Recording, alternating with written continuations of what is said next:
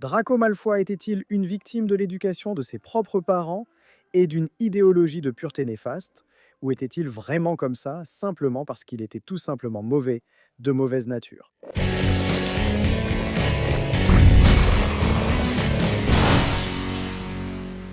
Salut les sorciers!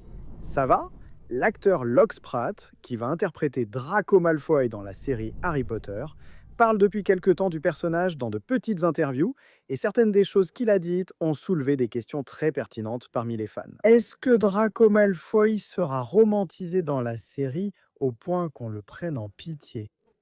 Après tout, il a des attitudes méprisables, c'est un personnage qu'on peut facilement détester, et je fais partie de ceux qui le détestent. J'éprouve beaucoup de colère et de haine envers Draco durant toute l'histoire, mais ce n'est pas tout ce que je ressens pour lui. Surtout en vieillissant, avec plus de maturité, je regarde certains moments de l'histoire, surtout la période du prince de sang mêlé, et j'éprouve une certaine pitié pour Draco à certains moments, mais pas au point d'effacer la haine que j'ai pour lui à d'autres moments.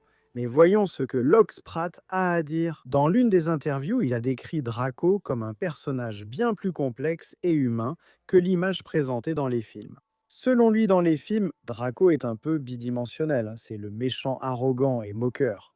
Mais lui, Locke, sent qu'il y a bien plus chez Draco. Et il affirme que la série veut justement explorer ces différentes facettes. Et là, Locke dit, il a vraiment plus de facettes et il faut comprendre ses motivations. Eh bien là-dessus, je ne suis absolument pas en désaccord avec ce que Locke Spratt a dit. Quand il parle du personnage comme étant plus complexe et plus humain, il n'utilise pas le mot humain pour dire «Oh, il est bon, il y a de la bonté en lui», et qu'il agit comme ça seulement parce que ses parents veulent qu'il soit comme ça. Non, c'est juste qu'on associe normalement le mot humain à des choses positives, n'est-ce pas? Du genre «Oh, c'est tellement humain», mais non, ce n'est pas dans ce sens-là. Humain, ici, ça veut dire plus réel, tu vois. Plus proche du réel que de n'importe quoi d'autre. Et une preuve de ça, que l'on associe le mot humain à quelque chose de bon, tu sais, à humanitaire, à des choses positives. C'est que tu peux remarquer que quand ça arrive dans le monde réel, quand il y a un crime, quelque chose de très choquant, de très répugnant, on dit normalement, ce n'est pas humain, c'est un monstre. On minimise la gravité alors qu'en fait c'est simplement humain. Les êtres humains sont capables de faire des choses terribles. Enfin, pour moi, c'est ça le sens d'humain dont il parle, non? De réel, de personnage qui a un vrai poids. Et je suis aussi d'accord avec la partie où il parle de Drago dans le film, qui est un peu bidimensionnel. D'autant plus que les films n'ont pas eu le temps d'explorer la profondeur de la chose, tu vois. On voit Drago se fragmenter intérieurement à partir du sixième film, non? Avec la mission de tuer Dumbledore, mais c'est tout, et ça s'arrête là. Mais il y a beaucoup plus à voir, il y a bien plus de nuances, non? C'est vraiment un personnage complexe. Je dirais pas aussi complexe que Severus Rogue, tu vois. Mais malgré tout, il y a une certaine complexité en lui. Ça, c'est sûr, ce sont des nuances. Si Drago était simplement un assassin, non, il serait vraiment mauvais. S'il était arrivé pour tuer Dumbledore, il l'aurait fait. Mais ce n'est pas ce qui s'est passé. Il n'y arrive pas. Et puis, Locke Spratt a aussi dit que pour lui, comprendre Drago exige de prendre en compte la pression psychologique et familiale qui façonne ses attitudes. Drago est aimé, dit-il, n'est-ce pas? Mais il vit sous cette pression familiale horrible et étouffante. Cette construction apparaît aussi quand l'acteur affirme que Drago n'est pas exactement celui qu'il aimerait être. Cela suggère un personnage partagé entre sa propre essence et les attentes imposées par la famille Malfoy. De plus, Locke a également souligné que la série permettra au public de voir Drago chez lui, dans une dynamique familiale. Cela va nous aider à comprendre certaines des motivations de Drago, de ses conflits internes, et il serait peut-être même possible de ressentir une certaine sympathie pour le personnage. Alors je te demande, est-il possible de ressentir de la sympathie pour Drago dès le début de l'histoire? C'est à ce moment-là que certains ont commencé à dire «Oh non, on va romantiser Drago, le présenter en victime». Honnêtement, je ne pense pas que ce sera le cas. Dans cet épisode, j'expliquerai pourquoi. Ici, il y a des choses très intéressantes que Locke dit, n'est-ce pas? Il parle du fait que le personnage est aimé, mais qu'il vit sous cette pression familiale, ce qui est quelque chose d'horrible. Horrible et étouffant. Et j'ai vu beaucoup de gens critiquer ça du genre «Non, Drago ne subissait aucune pression. Non, il était super gâté, il avait tout ce qu'il voulait». En effet, hein, il était très gâté, il avait tout ce qu'il voulait. D'ailleurs, il commence la phrase en disant «Il est aimé». Ce n'est pas qu'il n'est pas aimé, il est aimé. Il est gâté, il a tout ce qu'il veut, Mais il subit aussi cette pression, surtout de la part de son père, Lucius Malfoy. Et là, il parle de cette dynamique familiale en voyant Drago à la maison. Et que cela va nous aider à comprendre les motivations du personnage. Ce qu'il dit, ce n'est pas «Waouh, on va comprendre la motivation et tout va bien». C'est expliquer pourquoi il est comme ça, le pauvre. Non, ce n'est pas ça. Comprendre la motivation ne veut pas dire être d'accord, n'est-ce pas? Ça ne veut pas dire «bon, tout s'explique». Du genre «bon, il a fait ça pour cette raison, alors tout va bien». Non, ce n'est pas comme ça que ça marche. Comprendre la motivation apporte juste plus de profondeur. Pour le personnage, cela ne signifie pas que tout ce qu'il fait est acceptable ou qu'il sera pris en pitié. On voit rarement ces moments familiaux de Drago dans les films, n'est-ce pas? On a, dans le film La Chambre des Secrets, même dans des scènes supprimées, une relation entre lui et Lucius, quand ils sont chez Barjow et Burke. Et ensuite, on voit un peu plus à la maison Malfoy, dans le dernier film, quand Narcissa ment pour aller retrouver son fils. C'est là qu'on se rend compte de l'ampleur de tout ça, du poids de tout ça, de ses relations familiales chez les Malfoy, mais il y a des moments dans les livres qui prouvent bien cette pression familiale que Drago subit vraiment. Prends la Chambre des Secrets, justement à ce moment où ils sont chez Barjow, et Burke. Ce passage ici, tu peux me donner ça? Interrompit Drago en pointant la main flétrie posée sur le coussin. La main de gloire, dit Monsieur Borgin, abandonnant la liste de Malfoy et se précipitant vers Drago. Mets une bougie dedans et elle n'éclaire que celui qui la tient. La meilleure amie des voleurs et des pilleurs. Votre fils a très bon goût, monsieur. J'espère que mon fils deviendra plus qu'un voleur ou un pilleur, Borgin, dit monsieur Malfoy froidement, ce à quoi monsieur Borgin répondit rapidement. Sans vouloir vous offenser, monsieur, je n'avais pas l'intention de vous offenser. Mais si ces notes ne s'améliorent pas, dit monsieur Malfoy avec encore plus de froideur, peut-être qu'en réalité, il n'a de talent que pour ça. Ce n'est pas ma faute, répliqua Drago. Tous les professeurs ont leurs élèves de préférés. Cette Hermione Granger, je pensais que tu aurais honte si une fille qui n'appartient même pas à une famille de sorciers te dépassait à tous les examens, commenta sèchement monsieur Malfoy. Je pense que ce moment dans le livre est vraiment explicite. Il est très clair que Lucius traite Drago, surtout lorsqu'il s'agit de surpasser les autres, d'une manière très froide et même un peu humiliante, n'est-ce pas? Soyons d'accord, il dit ça à un enfant. Très souvent, les gens parlent des personnages de Harry Potter comme s'ils étaient des adultes avec un caractère complètement formé. Mais non, n'est-ce pas? Ce sont des enfants qui grandissent, entrent dans l'adolescence, puis passent à l'âge adulte. Même les adultes ont des attitudes très discutables, alors imaginez les enfants qui sont encore en train de former leur caractère, leur personnalité. Enfin, je ne défends pas Drago, d'accord? Non, je ne le fais pas. Je ne défends pas Drago ni les atrocités qu'il commet, mais je regarde la construction du personnage qui est nécessaire. Alors, est-ce que ça veut dire que le personnage est à plaindre, que les choses qu'il fait ne sont pas répugnantes, qu'on n'a pas envie de lui mettre un coup de poing? Non, ça ne veut pas dire ça. Mais affirmer que l'éducation de Drago n'a pas façonné ce qu'il était, que cette éducation n'a pas été une motivation pour qu'il devienne comme il se présentait. Désolé, c'est ne pas comprendre le fondement même de la création du personnage. Ne pas comprendre le fondement de l'histoire du personnage. Bien sûr, on ne peut pas dire que Drago était comme ça simplement parce qu'il aimait être comme ça. Où a-t-il appris à être ainsi? Où a-t-il vu ces choses? Ce n'est pas faire passer le personnage pour une pauvre victime, tu vois. Et bien sûr, il y aura des gens qui vont déformer, qui vont romantiser, évidemment. Cela a toujours existé, pas besoin de série. Ce n'est pas pour rien qu'il y a des milliers de fanfictions sur Drago Malfoy. De la même façon qu'il y a des gens qui idéalisent Severus Rogue, ou qui idéalisent James sur certains points, ou Sirius, et qui ne voient pas vraiment les problèmes et les défauts de ces personnages en tant que personnes, en tant qu'êtres humains. Tout personnage qui a un peu plus de complexité, qui n'est pas simplement gentil ou méchant, passe par là. Et quand on parle de personnages antagonistes, on a tendance à baser nos opinions beaucoup plus sur le ressenti, n'est-ce pas? On a toujours une réaction plus guidée par l'émotion que par la raison. Donc, il est courant de lire des commentaires. Même dans cette vidéo, il y en aura. Vous pouvez lire ce que je dis, il doit déjà y avoir des gens ici qui commentent, comparant Drago à d'autres personnages qui ont fait des choix différents. Vous verrez qu'il y aura des commentaires. Dans les publications où je parle de Locke Spratt, à propos de ses interviews, il y a aussi ce genre de commentaires. Les gens font simplement ces comparaisons. Par exemple, Sirius a aussi grandi dans une famille comme ça, il n'était pas pareil. Oui, en effet. Et alors, tu es en train de me dire que dans une histoire, les personnages doivent être exactement pareils, leur construction doit être complètement identique, qu'ils fassent exactement les mêmes choix, cela n'a pas de sens, ce sont des personnages aux personnalités différentes. Et comprends bien, c'est bien plus une question de construction du personnage que de ses actions. Mais puisque c'est un point qu'on soulève toujours, je vais en parler aussi. Il y a deux phrases dans Harry Potter qui reflètent très bien cela. L'une d'elles est ce n'est pas ce qu'on est à la naissance, mais ce qu'on choisit de devenir. Et l'autre phrase est ce sont nos choix, bien plus que nos capacités, qui révèlent qui nous sommes vraiment. Les choix. Alors oui, il s'agit de choix.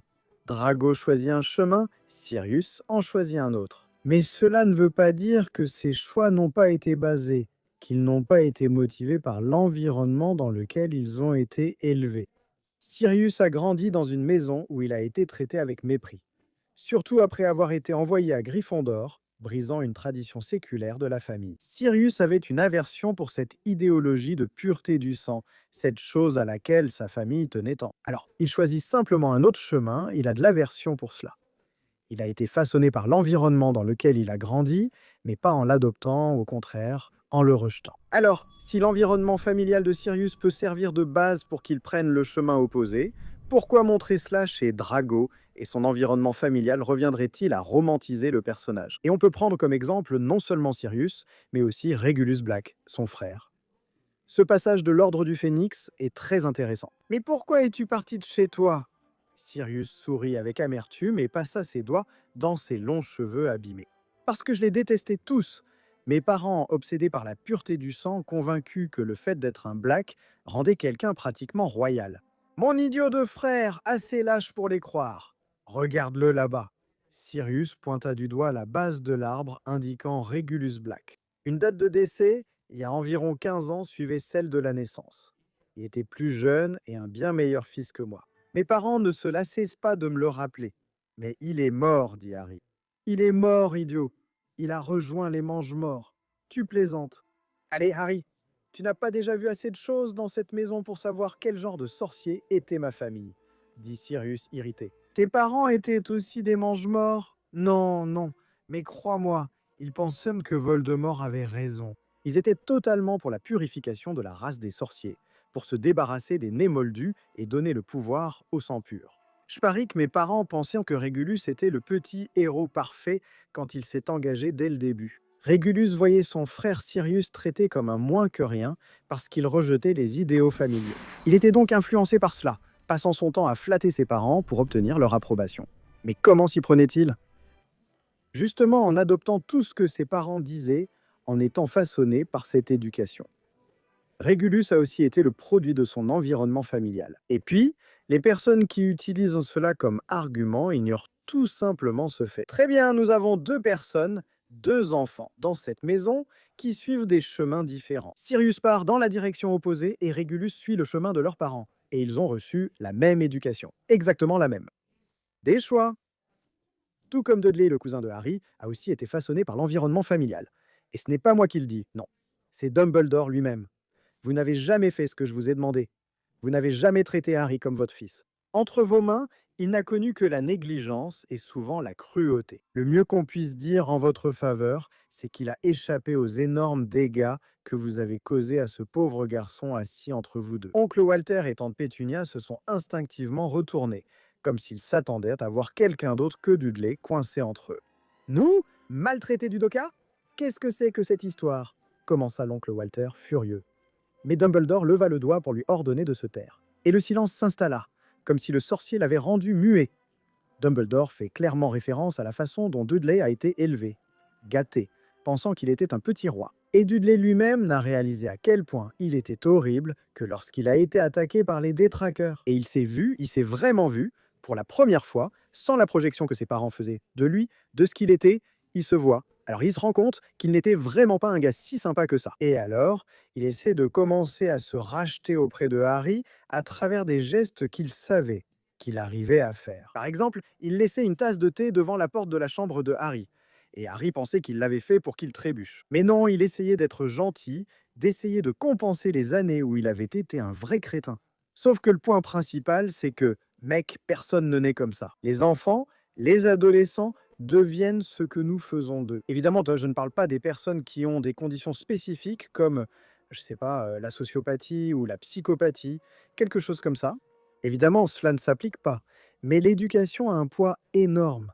Et pour revenir à Sirius, juste pour ajouter un point de plus. Quand il arrive à Poudlard, il va à Gryffondor, il se fait des amis là-bas, qui étaient aussi contre cette histoire d'idéologie du sang pur et tout ça, et il suit cet autre chemin. Maintenant, si Sirius était allé à Serpentard, si Sirius avait eu le même cercle d'amis que Drago avait quand il est arrivé là, qu'il avait déjà avant, en fait, est-ce que ça aurait été différent? Parce que les fréquentations influencent aussi directement, et donc si on s'arrête pour analyser tout le développement de Drago, toute la construction du personnage, depuis sa naissance, il a été élevé comme s'il était triplement spécial.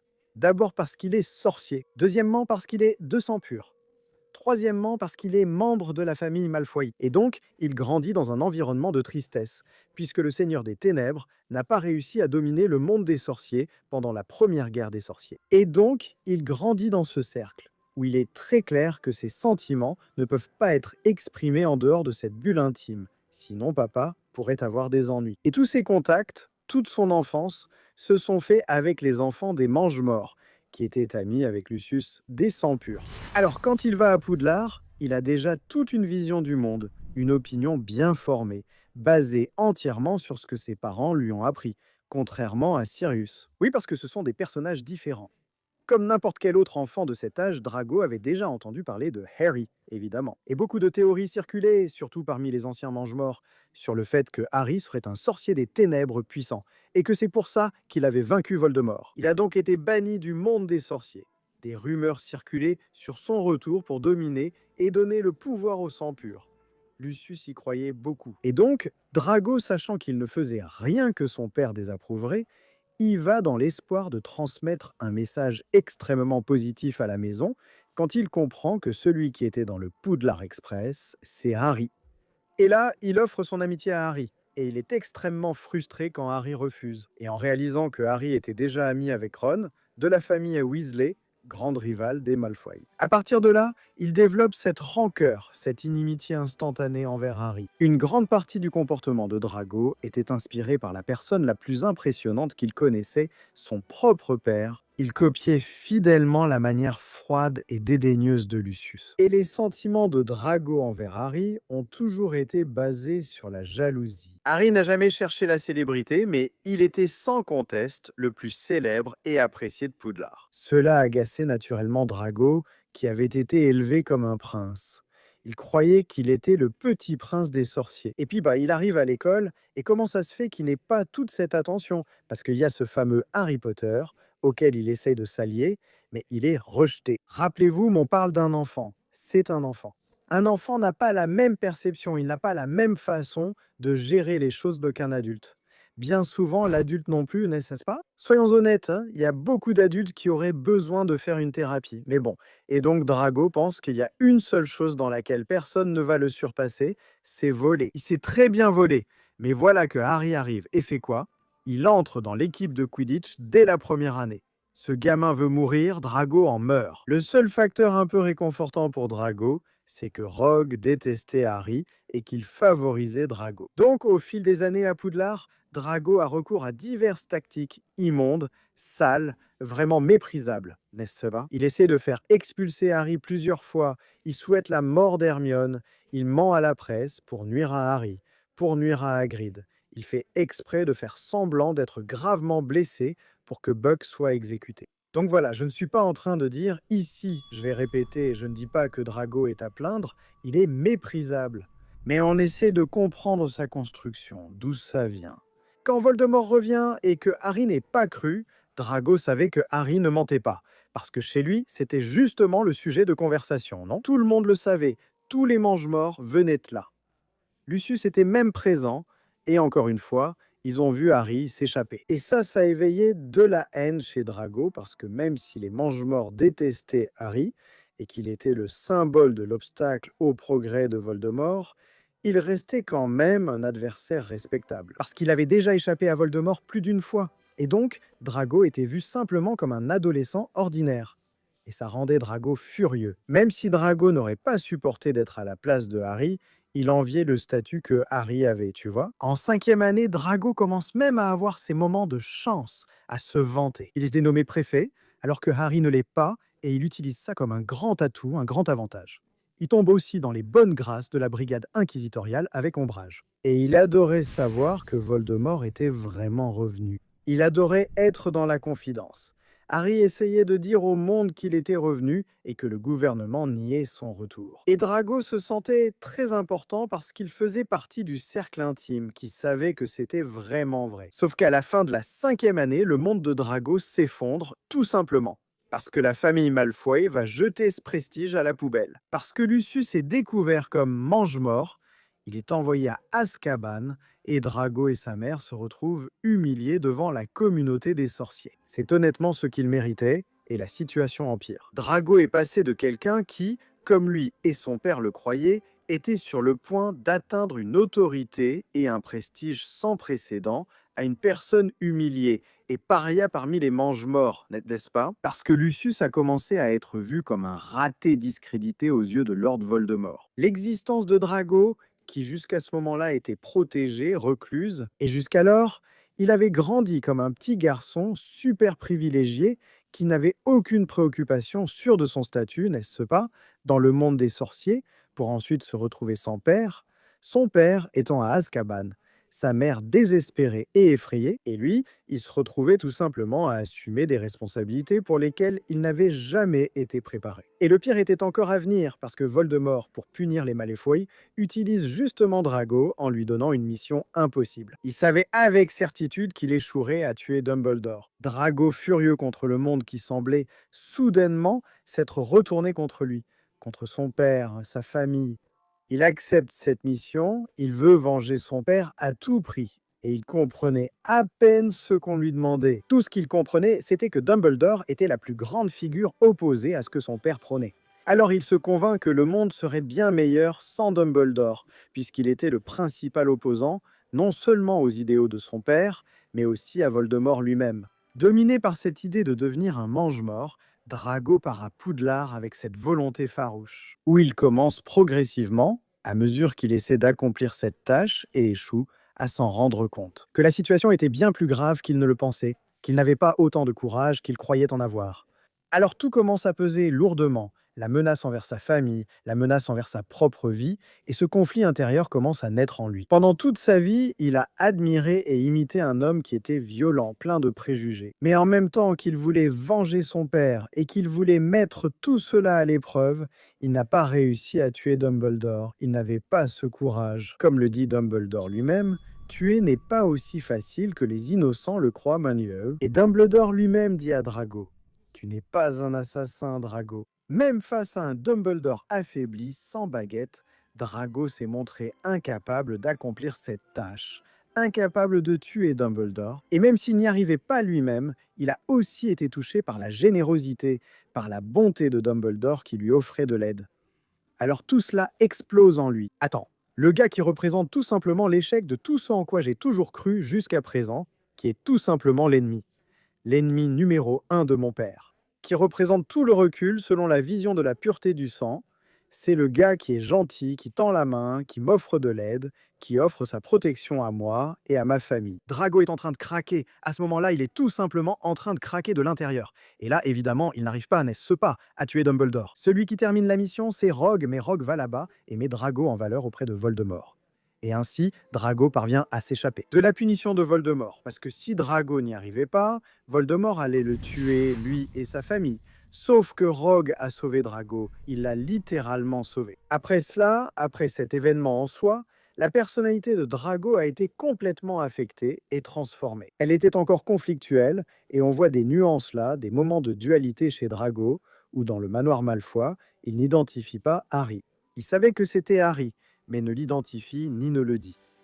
Il choisit de taire son nom. Et lors de la bataille de Poudlard, il y va et essaie d'attraper Harry, de le coincer pour le livrer à Voldemort.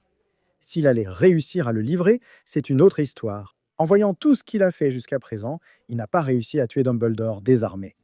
Il n'a tout simplement pas voulu livrer Harry au manoir Malfoy quand ils étaient prisonniers. Est-ce qu'il aurait réussi à livrer Harry maintenant, à ce moment-là? Alors Harry et Ron sauvent la vie de Drago une fois de plus. Et là, c'est autre chose, une autre histoire. Harry aurait pu laisser Drago là pour mourir. Et puis il revient et sauve Drago de la salle sur demande en flammes. Ça, à l'intérieur de Drago, mon ami, c'est quelque chose qu'il n'arrive pas à gérer, tu comprends? Il n'arrive pas à voir ça et à comprendre. Genre, comment ces gens qui sont techniquement mes ennemis sont en train de m'aider comme ça, de sauver ma vie.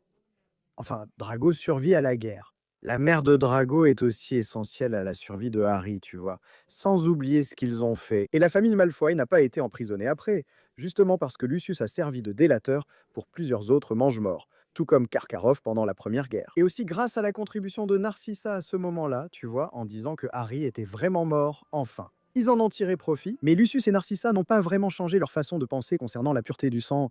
Non, Draco, au contraire, a beaucoup changé à ce sujet. Il a voulu élever son fils d'une manière complètement différente. Il n'a rien dit à propos de cette idéologie, il a même enseigné le contraire. Et ça crée une certaine tension avec ses parents.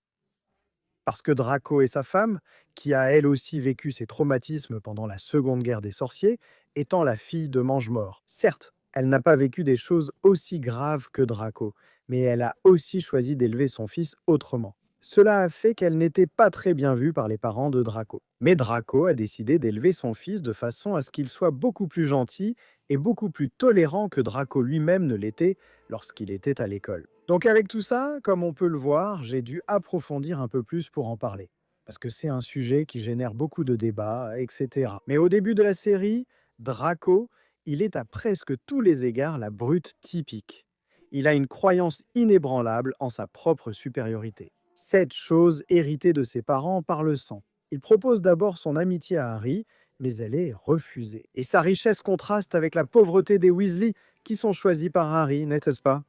Et il utilise cela pour les humilier aussi. Il y a un fait intéressant, car le fait que Drago soit Occlumens, selon l'auteur elle-même, en dit long sur son éducation, sur sa personnalité. Harry n'était pas doué en occlumencie. Dumbledore dit que l'un des plus grands pouvoirs de Harry était sa capacité à ressentir et à exprimer ses émotions, à vraiment souffrir. Ne pas cacher qu'il souffre, ni rien de ce genre.